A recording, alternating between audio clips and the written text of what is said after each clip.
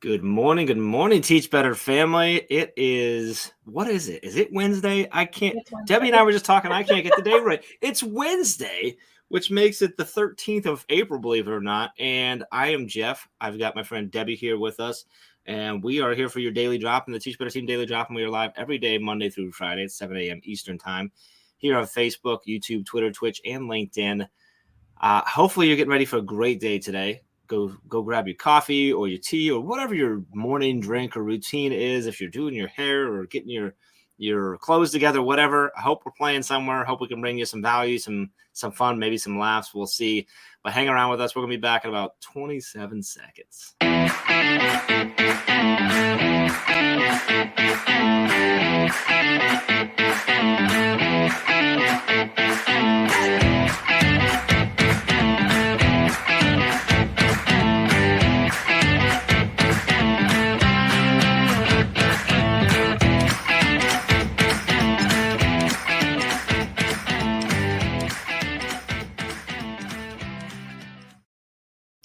I feel like that was a very quick intro, and I apologize for that, but hopefully you're still with us. Hopefully you're jumping in. Good morning. Welcome to Daily Drop-In on Wednesday. Debbie, how are you this morning? I am great. I like Wednesdays. It's casual workout Wednesday at work, so I get to wear like casual wear today. Is that why you like Wednesday? Is that like the everything else not so much, but the workout clothes at work? There's just something nice about being able to wear a comfortable shirt and some sweatpants and some sneakers. Plus today it gives me the opportunity to wear my daily. I was hoping you were going there. I was gonna say, and she's also rocking her daily drop-in shirt this morning, so that's good. Which you can get over at teachbetterswag.com, by the way. A little plug. So that's awesome. That's like a green? Is it like it's green, forest green? Like a forest green, yeah. It's like an admin mastermind green, which makes sense. Awesome. So Debbie, I know a lot of people obviously in our world know you. You're connected to the team in a bunch of different ways and for a while now. I don't even know how long at this point. But for anybody who might be watching with us or listening on the podcast, because this does go up on the Teach Better Talk podcast later today. If you're listening later, thanks for listening. Hopefully you subscribe as well and rate and review. But for anybody who is watching or listening, who maybe hasn't been connected with you or isn't, and maybe right now they're looking at your Twitter handle and they're going to get connected right now, can you give us the sort of the rundown of who is Debbie? Sure. So I am an elementary school technology coach in Northern Virginia. I guess that's my day job. And then in addition, so in that role, I get the opportunity to help teachers work with using technology to help students with technology. I'm kind of getting to do a lot of that integration. I also, in my role, get to do some STEAM work. I get to, basically help teachers discover ways that technology can really transform instruction and amplify student learning. So that's what I do in my day job. But besides that, I have a lot of other roles. I feel like I'm almost in every group I can be with the Teach Better team. I think so. I think I'm missing one. I'm a Teach Better ambassador. I am a Teach Better blogger. I'm in the admin mastermind. I'm in the edupreneur mastermind. And I think that's it, right? You said ambassador, right? That was the first one? I have 2 masterminds, a blog, an ambassador. Yes. So that's quite a bit. I'm trying to think, what are you missing? I'm missing the Speakers Network. Speakers Network and Podcasters. We have a podcast network too. Yeah, I don't have a podcast although yet. I'm pretty sure you've been on a lot of those podcasts. So you kind of wiggled your way in there anyway. Yeah, I kind of have. And then in addition to that, I am an author. My book was published on my birthday last year, Transform Techie Notes to Make Learning Sticky. And I've contributed to a couple of other books, one that's coming out in June that's all about, it's a global collection of educators. And my chapter is on engagement. And I'm chapter 1 of book 1. There's 4 books. It's a book by EduMatch, so I'm super excited about that. And awesome. I do a lot of presenting. I'm super excited about presenting at ISTE this summer. I presented at a whole bunch of conferences. And I just kind of like to do a little bit of everything. I'm really busy. I also have 4 kids. Also. And a dog. So I'm a super busy person, but I love everything I do, and I love the Teach Better team, and it's always a pleasure to come live with you. And EduMatch did your book too, your Transform book, right? That was with it. No, No, actually, Darren did my that Transform was book. Darren. Yes, I'm sorry, Darren. Don't yell at me. I'm Road to Awesome author. I think I was author number 2 or 3 or 4. That's right. You were right off. I was one of the first ones. Road to Awesome was getting on. Shout out to Road to Awesome, who's a sponsor at the Teach Better conference this October. They're actually our main room sponsor, so a big sponsor as well. Awesome. So, well, so Darren's great. Darren's a good dude. He's in our Edupreneur Mastermind as well, so we get to spend a little extra time with Darren all the time as well. So you published with them, and the book that's coming out, it was published with EduMatch. I'm curious, and I love doing this with folks that I know that have been around for a while because I never remember. Do you remember how you initially got connected to the team? Do you know like what it was that first brought you in? Okay, what was it? You were confident about that. I am. Most people were like, I think it was. So it's really kind of a roundabout thing. I was listening to Tim Cavey's podcast. Okay. And Teachers on Fire. Shout out to the podcast. Teachers on Fire. And he was interviewing Caitlin Giordano. Okay. Shout out to Caitlin. And she was talking about how Teach Better had a blog. And I was like, at that point, I had just started blogging. And I reached out to her and she got me as part of the bloggers. And then as I was doing that, I discovered Mastery Chat. Okay. So it was via Tim Cavey, sort of the blog and Mastery Chat. Yeah, it was. So you got on Mastery Chat first before you started blogging? I think, yes. But they were all kind of connected. Yeah, okay. Because I started doing chats in 2018. And Mastery Chat was my favorite because it was the fastest one. And like, I got to like connect with so many people, but I didn't really get totally connected until I started blogging. And then you guys did a lot. When you guys did your first live, I guess in 19, I found out about being an ambassador and I was like, I want to be an ambassador. And I was just like, and I did the video. I didn't think I was going to make it and I made it. And so you're one of the original ambassadors, the first group. That's awesome. So, wow. Okay. So Master, I'm trying to think 2018. So that was when like Master Chat was like at its peak there. Like it was super fast. It was so much fun. Like we had at that point we had hundreds of people every week and it was like, you blink and you miss. And it was that hour. So it was like an hour of speed. And then we were doing the recaps then. Yeah. And then eventually that's when we launched it was 2019 when we launched the ambassador program, right? I should know these things, but I don't. Yeah, I mean, Andrea will know. Andrea knows all that. But it was so funny because like I kind of just went for it, and it's funny because I actually got, I think in 2019 I got hacked. My Twitter got hacked, and originally I was Mrs. Tannenbaum, and but before that I didn't really have a whole lot of Teach Better in there, and so when I got hacked and I restarted over again, I had just really gotten involved with Teach Better. Mm-hmm. And so like when I rebuilt, Teach Better really helped me rebuild in a much better way than I had built beforehand.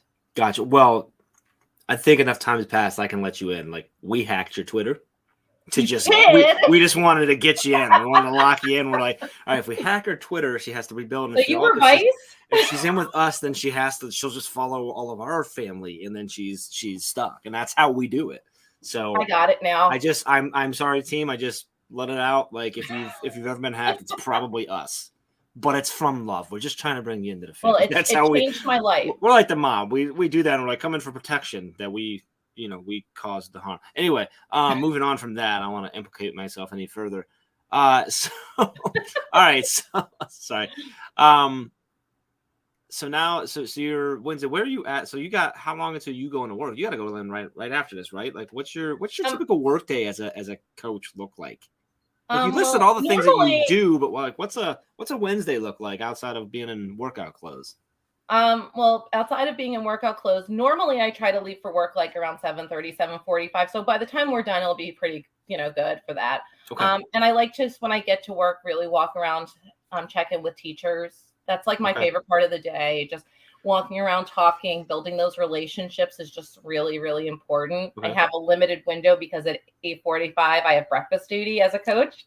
Okay. And so I get to serve whatever comes out of the cafeteria to 5th and 6th grade students in the morning. So I really try to make sure that I walk around and catch up with people, get some emails done, this and that, do breakfast duty. And then today I have a 5th grade class that I'm working with in the morning. We're going to be doing an introduction to Newzilla. We recently purchased that for our school. And so I'm working with a class to kind of do a scavenger hunt to introduce that to them. Oh, that's cool. Normally I would have another class after that, but today we have a testing meeting because state testing is coming up. And so we're meeting as a tech team to make sure that we have everything all taken care of. So that's going to change my day a little bit. Normally I end up getting into an extra class or two, but today we're meeting. And then I get to have my wonderful first graders. This week, my first graders began to collaborate inside of one of our programs, Wixie. And so they're making partner projects. This has been so much fun. So like they both work in the same project, like you would do in a Google Slides. And like they're playing tic-tac-toe together. They're making side-by-side t-shirts. Oh my God, it's been so much fun. And then I'm going to get to do another class with Newzilla since it's a new thing. We're doing it quite a bit. And then we'll just see. I'm sure there's going to be lots of other stuff coming up today. It just depends. Some days, Thursdays, I do a lot of STEAM stuff. Today, it's more tech stuff. So it all depends. But, it's been a lot. It's a lot of fun. And I've definitely learned a lot in the process. But, I mean, I go in and out of roles. So. And we're going to talk about that. We'll get into brainstorm big later. Which the theme for this week is leadership practices. What I was hearing through, there's all the different things that you do and the importance of being able to shift those roles and you mentioned right off the top, like the relationship piece, because you have to play so many roles and so many people have to trust you with so many different things. Yeah. So we're going to do that. So I'm excited to kind of dive into like your role as a coach. I think it's such a unique role. And we were talking a little bit before about that when it comes to leadership type stuff. So that's going to be super excited. I want to get into one thing that we do here, and shout out to our friends over at Happy Feed, who is an app. If you don't know Happy Feed, it's a really great app that we just like to put in our things that we're thankful for, things that make us happy. And then Ray, I don't know what day it is. Ray will pull them out and look at past feeds, and it's super cool. So shout out to Happy Feed. If you don't know it, I think it's happyfeed.co. You can find it in App Store. But Debbie, I want to put it in for today. Give us something that you are thankful for, that makes you smile, that you're happy for about today. And I'm going to make you work. I'm not going to allow you to put in that you get to wear your workout clothes. It has to be something different. I'm just super excited to get an extra opportunity to talk to you today. Oh, I will take that. I was so excited about being able to come on today. Like I was like, today is daily drop-in day. I'm actually going to put daily drop-in day in parentheses and then hanging out with the star, all capitals, of daily drop-in. Jeff. Not. And I'm super excited to see so many, amazing people, including yesterday's birthday girl, Jillian, in the comments. Hey, what? I'm a whore. I didn't say happy birthday to Jillian. Do you realize that Jillian and George Couros have the same birthday? It was a day of like awesome people being born. Wow. If I'm George, apparently Jillian's saying I'm a TikTok star. I have 3 TikToks. If I'm Jillian, or if I'm George Couros, I'm telling everyone, did you know that I was born on the same day as Jillian? That's how I would say that. Well, Jillian is awesome. And so you have 3 TikToks. Is that because you make so many TikToks? You have 3 accounts? No. I have 3 TikTok videos made. And I'm going to do another one today. But I was trying to figure out how to use the green screen last night because I want to make one and I couldn't figure out how to work the green screen. So my husband's like, what are you doing as I'm sitting on the couch? I'm like, I'm trying to figure out the green screen. TikTok's been something that we talked about quite a bit in our Entrepreneur Mastermind. Yeah. A couple of our folks in there have been really just killing it on there and doing great. And Jillian, I'm pretty sure doesn't do anything else anymore except be on TikTok. She might teach. I don't know if she teaches anymore. Yeah, I don't. Yeah, Jillian's just constantly on there. So, anyway, and Debbie's on there now too, and it's game over now. So, it's fun though. It's fun. We're not gonna get into a TikTok talk, but like we can mention that it's fun. But I also feel like that does lead into a little bit of that leadership. Is like I'm trying to model for my teachers that like. Honestly, I was terrified to do it. It took me like 2 weeks to even make my first one. My daughter's like, what do you want to do? And she's showing me all these trends. I'm like, that's not me. And I finally just went and did it. And sometimes we have to just do something, even if we're a little afraid of doing it, because it's going to help us grow. And so it's the same reason I started Twitter chats, is because I couldn't ask my staff to do something that I wasn't willing to do. That was a great lesson to take away from TikTok. Well done. I was not going to take us into anything profound at all. But well, that really, but that's really great. Like, you know, and it's funny because that's actually why I started going on. It was just like and a lot of people might not realize this, but I'm not super confident on camera. I don't like myself on camera. I hate hearing my own voice, and playing on TikTok and having fun on there is kind of forced me to like force myself to be comfortable with it. And to your point, like you look at the trends going, that's not me. Like, you don't have to do that, right? It's not dancing, right? There's a lot of things you can do. And this goes for any kind of app, whether this is TikTok or just getting on camera for a YouTube video, if you're doing that, or starting a podcast or going on a podcast or writing a blog for teachbetter.com, right? And going out on a limb and getting uncomfortable to help yourself grow and give yourself a chance to kind of get uncomfortable and do that stuff. So that's a good lesson. I did a StreamYard. I wasn't comfortable. The first time I did a podcast, I wasn't comfortable, but now I am. You know, so it's just about that continued practice. And I'm sure sometime when I hit like, you know, more than just 3 TikToks, I'll feel comfortable. But the one that I thought was awful, I have over 700 people watching. So somebody must think it's good. Either that or they're just laughing at me. Well, you know, hey, if you're bringing joy and laughter, that's okay too. Speaking of celebrating stuff, I'm going to transition us that way. One thing that we do on Daily Dropping is we like to share the holidays that are going on and some good news. So we're going to jump into that really quick and talk a little bit about there's a few holidays today and a good news story I want to share as well. And we're going to be right back to talk about that.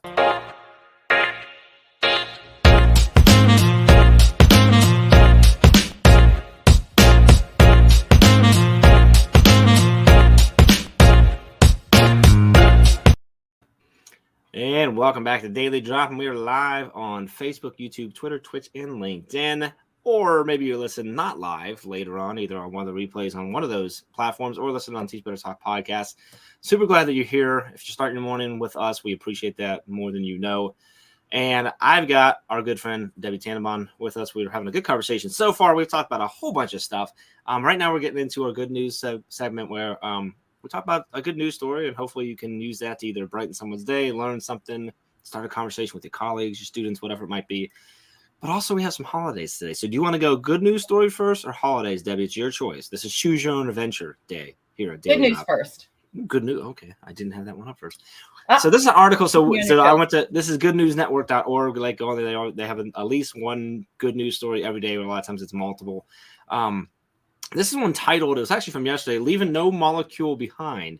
It's a landfill of the future turns farming waste into soaps, compost, and candles. And they're talking about this landfill up in Newfoundland that's using like every single molecule. Like they break it down to the molecule. Every single piece, everything that comes in is becoming into a circular good. So they're creating everything, waste from the island's forests, farms, and fisheries. So clients of businesses, people can bring it just like a normal landfill. They drop it off to do that. The difference is they are using this and they're flipping it into new products. And their goal is to obviously clean up while we're cleaning up, right? And to turn this in, and they're recreating all kinds of stuff. So they said they have basically the company's got this technology, they say, to turn practically any kind of biological waste into valuable consumer products. And it's becoming more and more extreme as they're getting there. So it's crazy. Like they talk about like guts to gold, which is they're making like supplements and nuts and all these different things from like waste from fisheries and stuff where they don't, because they don't use all the fish for everything. And it's just a really cool article. Like I encourage you to go look at it. I think something could be really cool is to look through this and go through this with your students and start digging into all the different things that they make. And how do we reuse things, and how do we continue to reuse things that we typically look at as waste so that we can have less waste and maybe be on this planet a little bit longer than expected. So really great story. It's always awesome to see that when companies or individuals are trying to do something to help us just be better humans and better. And the STEAM teacher in me is like, oh, wow, we're repurposing things for other things. Exactly like that. Yeah. You know what I'm saying? Like, because it is. It's like, when you hear about like the wood factory that uses the sawdust for other things and all that type of stuff like that not letting it be waste, I think is huge. It's awesome. So that was a great story. I want to share that. Holidays today, we got a couple actually all good ones. One that's like a celebration of someone in history. So today is actually Thomas Jefferson Day, celebrating our third president of the United States. And so that's going on. So you could dig into with your students, with colleagues, with whoever, on all the things that Thomas Jefferson did and why we still talk about him so many Every time I years hear later. Thomas Jefferson, I hear my daughter singing from Hamilton. Is it? Well, and maybe that's how you go Thomas about it, right? Jefferson's coming home in my head, like. I get, well, and Thomas Jefferson was quoted saying that he's super excited that his day is going to be shared with National Scrabble Day. I don't know how he knew it back then. Yeah. So today is National Scrabble Day, and I love it because they say it's time to CELEBRATE, one of the world's most iconic board games. Wow. So today is National Scrabble Day. So play Scrabble, which is honestly a great game to play with kids too, as to learn how to spell and stuff like that. Well, you can have a lot of fun with that. Today is also National Make Lunch Count Day. I don't know. Remember, there's still a whole half day left to have it. Hold on a second. I got to look into this one more. What does that mean? I don't know what that means. Okay, a National Make Lunch Count Day, April 13. Let's not skip lunch. Whether you have a salad, a sandwich, or a smoothie, make sure you get that fuel boost. Whatever it takes. Brunch gets the glamour, but let's be honest, it's not Easter every day. What? That's where National Make a Lunch Day comes in. Somewhere between breakfast, currently branded as the day's most important meal, and dinner, the end of the day repast. They said that's right. We use the word repast. Lies the often maligned lunch. You know, that thing you're eating at your desk right now, if you're lucky. Sometimes it's 3 p.m. before office workers realize they've missed it. Remember, there's still a whole half day left. So I think this is like, hey, this is actually a really great one for teachers. Like, hey, remember to eat today. Because it's not important to eat on any day besides April 13th? No, well, this is just a reminder day because teachers don't often eat. Oh, I know. It's hard. So as you're running around crazy today, like, remember to eat lunch, even if it's at 3, because you still got like a half day left. Yeah, you got to make that time and make sure you're eating. So and if you're going to have lunch, and I think they mean to have a healthy lunch, but I'm going to throw this in there. It's also National Peach Cobbler Day. Oh, wow. So, eat some peach cobbler. Do you like peach cobbler? I'm not a fan of peach cobbler. I'm not a fan of peach cobbler. I love apple, like pie and apple cobbler and stuff like that. My dad loves peach. I don't know. I'm not a peach cobbler person. If you're with us live right now, I'd love to see in the comments. Let us know. Peach cobbler or like, do you like peach cobbler or is it like apple or is there a different? You can do like blackberry cobblers. I'm a pumpkin pie. I like pumpkin pie. Like all year long? No, I like it during Thanksgiving and the fall season. But I'm not going to eat it in May. No. I wouldn't be eating it in May. I don't know that they make it in May. Are there pumpkins? I don't think they do. Are there pumpkins in May? I'm not a huge pie person, so like when I end up eating like pumpkin pie, like it's like, it's something special. Okay. Yeah. Yeah, no, my daughter likes pumpkin pie. I like pumpkin pie, but I love apple pie. Like, that's my favorite. Brad likes peach cobbler. Erin is down for apple. She's with me. Lorianne says only with ice cream. It's always better with some a la mode, right? Isn't that with ice cream? Yeah, absolutely. Okay, so a couple holidays to celebrate, some fun ones to talk through. Scrabble, great way to bring that up and maybe have some fun, play some Scrabble. Or lead that in and just play Wordle if that's what you want to do. I was going to say Wordle's the thing that everybody's using for spelling now. Yeah, my wife and I use it so that we talk to each other. I haven't jumped on that one yet. I didn't. Who did I have on? Someone on Brain Break. I can't remember who it was. It might have been Jillian. I think it was Jillian. It was Jillian. It was Jillian that introduced me to that because she plays all the time. And then for a couple of days, she and I got it, and I'm like, oh, okay. Oh, well, I'm done. I'm hooked. And I do a lot of times. I don't feel like I have any more time, but I didn't think I had time to do TikTok. So a lot of times for me, Wordles, it's late at night. Like it's like, well, not maybe like it's like couch at the end of the night. That's what it is. It's settled down. Like we got the kids down. Like maybe so we have a big L couch, like really big one, and like the kids sit down, like she's on one and I'm on the other, and it's like we said like a hi, but it was like I'm an exhausted hi, like yeah. And we sit down and like that's our communication is we finish Wordle and then text the results to each other. So that's like, see if my husband's interested in doing that. We're at the stage where our kids won't sit with us on the couch anymore because they're all 16 and up. But yeah, it's really relit that romantic fire in our relationship. I'm sure it has. It's been great. So if you're a romantic type, consider Wordle. That was a horrible commercial. A new ad for them. Bring back the romance in your life. Play Wordle with yourself. That's what they need. That's what they need. That's gonna be the new Hallmark Wordle of Love is going to be the new Hallmark movie. Anyway, let's get into actually talking about stuff that maybe matters. We're going to get into our brainstorm break where we talk about our theme for the week, and we'll be talking a little bit about leadership practices here with Debbie. We'll be back in a minute.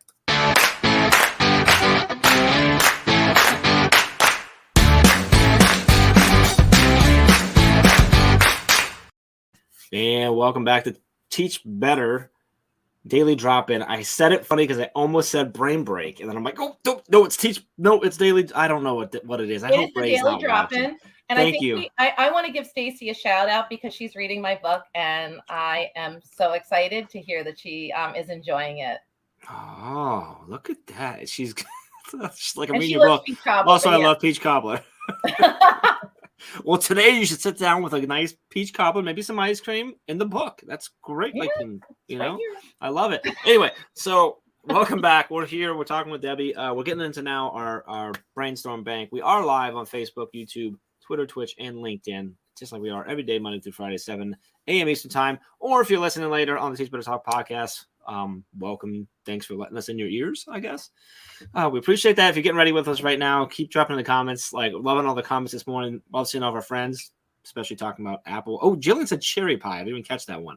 So anyway, and we're doing Wordle. Jillian, but I'm not a cherry pie person. If you're a fan of Wordle, we were talking about that. You can drop some green hearts in the comments to let us know that you love Wordle. But we're here. We're talking about brainstorming. This is when we get into our themes. So every week we have themes throughout the week, and this week's theme is leadership practices. And so, Debbie, we were talking before we got live, and your role as a coach, I think, to me is, and you can speak to this after I blabber for a second, like, I think is really unique because you have this sort of like flowing role where sometimes in your classroom, sometimes you're taking over a classroom to help lead a classroom. Sometimes you're there as a coach, as a colleague with a teacher. Sometimes you have to sort of be a leader with them to help lead them to wherever some of the technology practices or educating them and helping them understand things.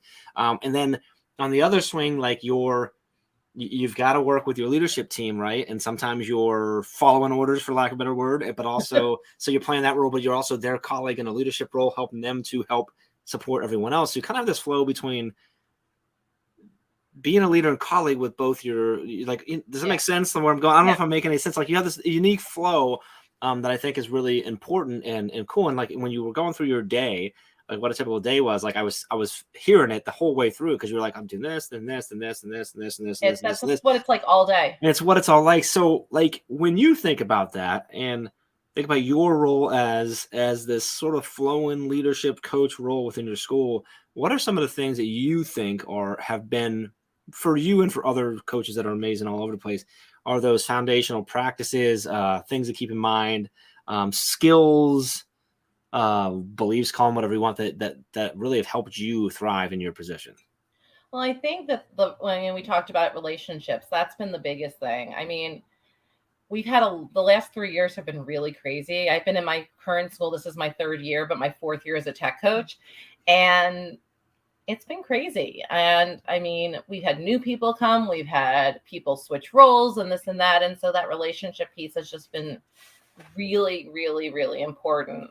Making sure that I check in with people, getting into people's classrooms, making sure people know that I'm here to help them, not to give them something else to do. Because honestly, being a classroom teacher right now is the hardest job ever. My job might be a little crazy and, I have a lot of hats, but they have the hardest job right now. And I fully acknowledge that. If you're a classroom teacher, you deserve more. You deserve accolades because you have a hard job right now. It's a wonderful job, but it is not easy.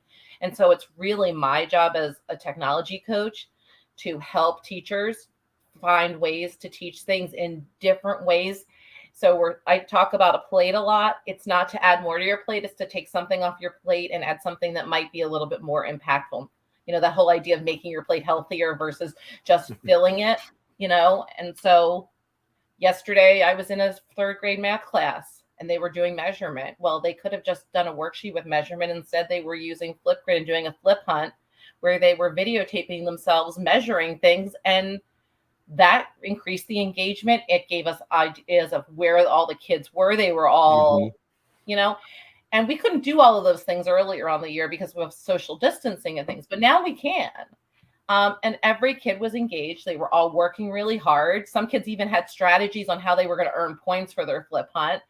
But it's really important for teachers who might be hesitant to try new things to see different ways of doing things, and for me to be there to provide that support. I just think that a lot of times, teachers will go to a training and they'll learn how to do something, and then they're just like, I don't know what to do. Mm-hmm. It's my role to kind of help them along, hold their hand, help them try something new. And that's what I'm doing today with this whole thing with Newzilla. Teachers aren't really sure how to get it started. So I'm going in and I found a scavenger hunt. I figured that would be a fun way for them to get to, know how to use it. And I'm modeling it so that way teachers can take what I've done and they can move forward with it. Because we have so many resources available to us right now, it gets really overwhelming. And, and there's so many initiatives. I mean, I think in my school alone, we have 65 interventions this year because of, ESSER funds and things like that. There's a lot going on. My job is to help make it easier and show ways the technology can help with that. And to also make sure that, besides what I do with teachers, making sure I'm helping students and giving them the tools that they need, and making sure that if administration, my leadership team needs things, that I'm giving them those things. So really trying to keep aware of everything that's going on and trying to provide that support. But also knowing that I'm the only person in my building who does this. Yes, there are lots of tech coaches in my district, but reaching out to people in my district, reaching out to people like when I do the admin mastermind and connecting with other leaders and making sure that I'm not a silo. So it's like making sure I support others, but also making sure that I'm taking care of me so that I'm better able to take care of others in that role. And I love that you went there, because as a leader in any type of leadership role at all, and really just in any role at all, but like as someone whose role literally is to try and support others, so often I think it can be really easy to allow ourselves to not have the support for ourselves, because we're like, no, this is what. And I think teachers, it's the same with teachers, right? Their job is to support students, to help them, and sometimes we have to constantly remind teachers, take care of yourself. Take care of yourself, right, and make sure so that you can better take care of them. And to your point, in any type of leadership role, support role like this, that's really important too. Make sure you have the support so that you can be better, and you're constantly growing, constantly evolving, so that you can then help them better, and support them better. I was curious when you're talking about like all the initiatives and all the resources. There are so many tech tools. Yeah, just in education. I often find, part of my role here, Teach Better Team, some is some that's coming up with ideas and where do we want to go next and what things we're going to do. I don't know that I do a very good job at making sure that I'm not just chasing everything, because there are so many different ideas and so many things you could do. As someone who loves technology and loves the tech tool world, I imagine it's really hard to not be like, here's 5 million tools because they're all amazing because I love them. How do you kind of like manage yourself to go through the process of like, here's one tech tool for you now, like, and don't put like, let me help, like, to your point, like, how do I make your plate healthier instead of just giving you all the vegetables all at once? Like, right. Well, I mean, and not to plug my book again, but like in my book, I talk about my transform tech tools, and they're tools that really give you students opportunities they wouldn't have without the tech. They are really versatile, and you can use them with a variety of subjects, and they really enhance or transform the learning. And so in my book, I talk about 10 tools that I use with instruction and why I use them and how they have those qualities. Okay. And I really find that that's been helpful for me. I really think that you should have, not more than 10 tools. One of the things that's been interesting is since the book came out, one of my tech tools has changed in my toolbox. Canva was not approved by my district, so I didn't use it. Once it got approved by my district and I noticed the power of it, it's replaced a tool in my toolbox. It wasn't a tool in my toolbox, but I made the choice. If I had to find a tech tool that I thought was similar to it, I was going to, just turn them. So when you read in my book, you're going to see that there are 10 tools. Well, now I have 10 tools, but Canva is one of those tools instead, because I found a tool that works better for me. But it really takes me a while to go ahead and try something new. And, there are some tools that I really, really feel powerful about. Like I see Stacy's mentioning Wixie. Wixie's something I use with my littles, and it's a super powerful tool. So that's going to be one that, I'm probably going to keep in there for a long time. But if I ended up in a place where Wixie wasn't approved or Wixie wasn't one of those things, I'd find something else. But there's certain tools that I love to use. I love using Wixie. I love using Paradex Flashcard Factory with my kids. I love Flipgrid. And so those are ones that I find I use quite often with my students. But that doesn't mean that there won't be another one. Our district has a really strict policy about what tools are approved. And so that kind of also guides me. Sure. But like, I know they recently approved Wakelet, which I've been waiting for them to do forever. Well, my teachers can't handle Wakelet right now on top of everything else. So I'm not going to start sharing Wakelet right now. Now, that doesn't mean that next year when the school year starts, I won't embed it in as part of what I do and model it, but they're not ready for it right now.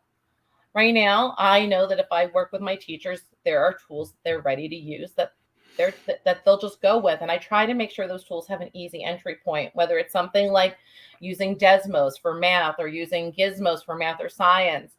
I want to make sure that it's an easy entry point and that it's something that they can use right away. I don't want to have to spend a ton of time training teachers. Good tech tools for teachers should be really intuitive. And if you can't figure out how to use them pretty quickly, then they're not that intuitive. If they're not intuitive for our teachers, they're certainly not going to be intuitive for our students. Yeah, I feel like it sounds like, I don't, and maybe you do and I'm just hearing it, but like you have sort of a checklist of things that a tool needs to meet in order for you to then recommend it, right? It's got to enhance the learning. It's got to be enhance the impact. It's got to have an easy entry point and be easy to learn when you're not doing that. But also you're looking at things like, where's their capacity at? How full is their plate right now? Yeah. Is this such a big impact that it's worth replacing with something they have right now or load more and stuff? And so it's kind of hearing like just your checklist of these are all the things that something has to meet. It can't just be this really cool shiny object that I think is cool. It's got to be, that's great. That might be the start point, right? That's how you find it. But then I got to go through all the, and I think that's a really important part in leadership of anytime you bring in something that you think might help support the people that you serve as a leader, figure it out but like, what does it have to check, right? Do you have like a checklist? I could see you like actually having a checklist, something like that, or is that a process you go through in your head? I mean, I have a couple of different things that I use. I definitely, like I said, have tools that are in my Transform Tech box, but like I have certain things that I look for explicitly when I'm trying to have my students create. So when I have my students create, I look at, does it provide our students choices? Is it a collaborative tool? Is it clickable, that user-friendly piece? Are the icons something the students are going to be familiar with? When I'm doing stuff with math, I think about, is it giving my students the opportunity to interact? Is it multimodal? I really look at all of those types of things. So like, it depends on what my students are doing and my teachers need them to do, where I'm going to go. And a lot of times when teachers will say, well, I want to go do this program, I'll be like, well, why? I really always start with that learning objective. And so a lot of times when they'll say, well, I want to do Canva. Well, why do you want to do Canva? So instead I'm like, well, what are you learning today? And that teacher yesterday said, we're working on measuring centimeters and making sure we understand the difference between that and inches. And I was like, how about we do this flip hunt? Because this way your students will be demonstrating this on camera. You can also look back, make sure you see their understanding, but they're also then modeling it for each other and really building on that. They're getting up, they're moving. There's 30 kids in that classroom. They need that opportunity, when they're all packed in like sardines, it gets a little tight. So like, I really try to think about those things with my first graders. I can't say that I want my students to be collaborative if I haven't given them those opportunities. So I have to scaffold those opportunities to give them those choices. I love it. All right, I want to talk a little bit more about tools, like specific tools, but we're going to do that in our next segment, which is resources that we love. So we're going to get back with Debbie here in a minute. I want to share at least one. I might let you go and share a few. We'll see what we do here, but we're going to be back with some resources that you can take today and use.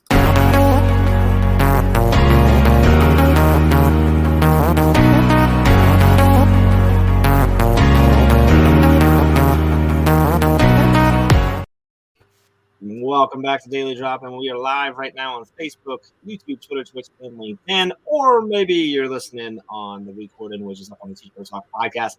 Either way, we're glad you're here, either live with us or with us afterwards and listening. We are chatting with Debbie Tannenbaum, and we've been talking it's been a great. Yeah, we have. But we talked about a lot of stuff. We kind of in the last segment, you were talking about how you kind of go through and figure out what tools you use, what tools you recommend with your teachers and things of that nature.